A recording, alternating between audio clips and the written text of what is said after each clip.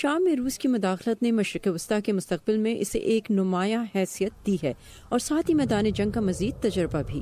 برطانوی فوج کے سربراہ جنرل نک کارٹر روسی فوج کی صلاحیتوں میں اضافے کے بارے میں فکر مند ہیں۔ اگر ہم اب خود کو ان کے برابر نہ لائے تو کسی حملے کو روکنے یا اس کا سامنا کرنے کی ہماری صلاحیت کمزور ہوتی جائے گی۔ وہ ہمارے لیے اس وقت صاف خطرہ ہیں۔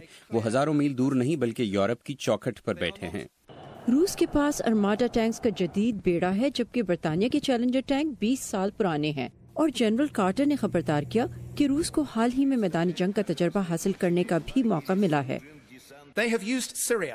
انہوں نے شام میں اپنی عسکری صلاحیتوں کو بہتر بنایا ہے اور اپنے افسران کی بڑی تعداد کو جدید جنگ لڑنے کا وہ تجربہ دیا ہے جو وہ یوکرین میں نہیں حاصل کر سکے تھے۔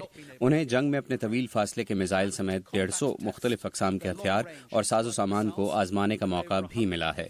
جنرل کارٹر کے یہ غیر معمولی بیانات فوجی اخراجات میں کٹوتیوں سے پیدا ہونے والی تشویش کی عکاسی کرتے ہیں۔ پچھلے 5 سالوں کے دوران برطانوی فوج کے اخراجات میں 11.2 ارب ڈالرز کی کمی آئی ہے۔ اس وقت برطانوی فوج میں اہلکاروں کی تعداد بھی تقریباً 200 سالوں کی کم ترین سطح پر ہے۔ برطانوی وزارت دفاع بریگزٹ کے باعث بھی شدید مالی بحران کا سامنا کر رہی ہے۔ ہماری توجہ لڑائی کا امکان کم کرنے اور نیٹو کی جانب سے ملنے والے تحفظ کو برقرار رکھنے پر ہونا چاہیے۔ میرے خیال میں روس سے خطرہ یہ نہیں کہ وہ مغربی یورپ پر حملہ کر دے گا، بلکہ یہ کہ روس اپنی سرحدوں کے ساتھ واقع ملکوں میں نیٹو اور مغربی ممالک کی جانب سے تحفظ کے وعدوں کے بارے میں غیر یقینی پیدا کرے گا۔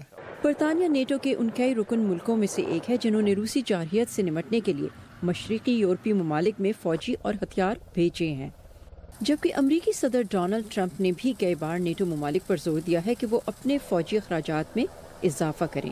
ہنری رجویل کے ساتھ صبا شاہ خان، اردو، VOA۔